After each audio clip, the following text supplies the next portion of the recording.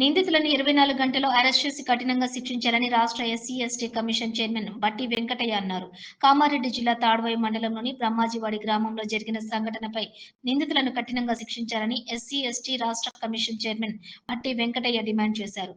బ్రహ్మాజీవాడి గ్రామానికి వెళ్లి కూరెల్లి రమేష్ను అడిగి తెలుసుకుని మల్లన్న దేవాలయంలో కొబ్బరికాయ కొట్టి రావటం జరిగింది. అనంతరం జిల్లా కేంద్రంలోని ఆర్ఎన్బి అతిథి గృహంలో విలేకరుల సమావేశంలో మాట్లాడారు.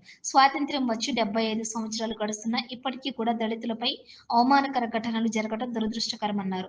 కేంద్ర రాష్ట్ర ప్రభుత్వాలు దళితుల కోసం ఎన్నో చట్టాలు తీసుకువచ్చినా అవి అమలుకు రాకపోవడం చాలా బాధాకరమన్నారు. అనంతరం ఎల్లారెడ్డి డీఎస్పీ శ్రీనివాసులతో ఫోన్లో మాట్లాడారు.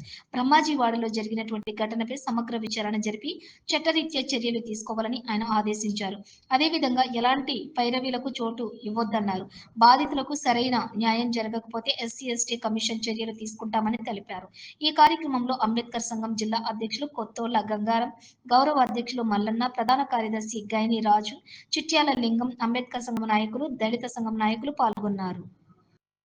చాలా సిగ్గుచేటు ఇటువంటి సంఘటనలు మళ్ళీ జరగకుండా ఉండాలంటే తప్పకుండా బేరాలు, సారాలు, మన ప్రయత్నాలు, కేసుల సన్మానం కోసం తప్పైందని కాదు కానీ జరుగుతూనే ఉన్నారు.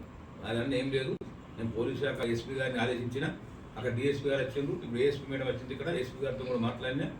ఏది ఏమైనా కొల్లసాయిలు దాని కుట్రదారు ఎవరైతున్నారో, ఎవరైతే ఈ తరాలు ఎవరైనా రానిగా మాలలో మాది ఉందని చెప్పి అన్నారో వాళ్ళందరూ కూడా తక్షణమే 24 గంటల లోపల అరెస్ట్ చేసి జైలు పంపాలని చెప్పి నేను ఆదేశాలు ఇచ్చిన పోలీసు శాఖకు. మరి గౌరవ కల్లో పెట్టేంత వరకు, వారికి కఠినమైన శిక్ష పడేంత వరకు ఎస్సీ, ఎస్టీ కమిషన్ రమేష్ కుటుంబానికి అండగా ఉంటుంది, దళితులకు అండగా ఉంటుందని చెప్పి ఈ సందర్భంగా తెలియజేస్తా ఉన్నాను. జై భీమ్, జై హింద్.